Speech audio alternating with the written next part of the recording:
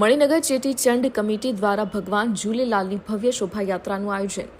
Maninagar Cheti Chand committee દ્વારા સતત 7મા વર્ષે ભગવાન ઝૂલેલાલના 1076માં પ્રાગટ્ય વર્ષે તારીખ 20/3/2026 શુક્રવારના રોજ ચેટીચંડના પાવન તહેવાર નિમિત્તે મણિનગર સિંધી માર્કેટથી અતિ ભવ્ય શોભાયાત્રાનું આયોજન કરવામાં આવેલ છે.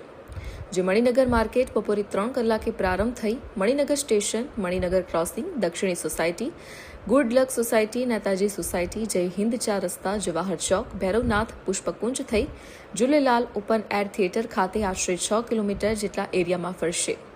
આ શોભાયાત્રામાં મોટી સંખ્યામાં સમાજના સભ્યો ભાગ લેશે અને પરંપરાગત વેશભૂષા, ભજન કીર્તન અને સાંસ્કૃતિક ઝલકોથી સમગ્ર વિસ્તાર રંગીન બની જશે.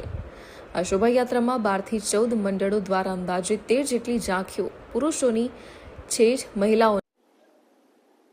આ આયોજન મણિનગર સિંધી માર્કેટથી તારીખ 20/3/2026 શુક્રવારના રોજ સમય બપોરે 3 કલાકે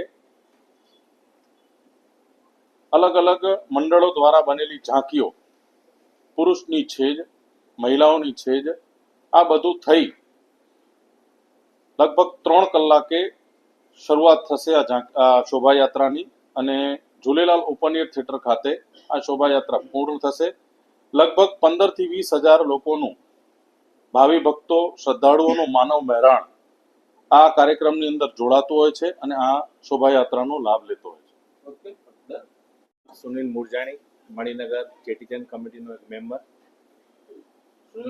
આ શોભાયાત્રા નીકળવા જઈ રસ્તામાં મણિનગર રેલવે સ્ટેશન સિંધી માર્કેટથી લઈને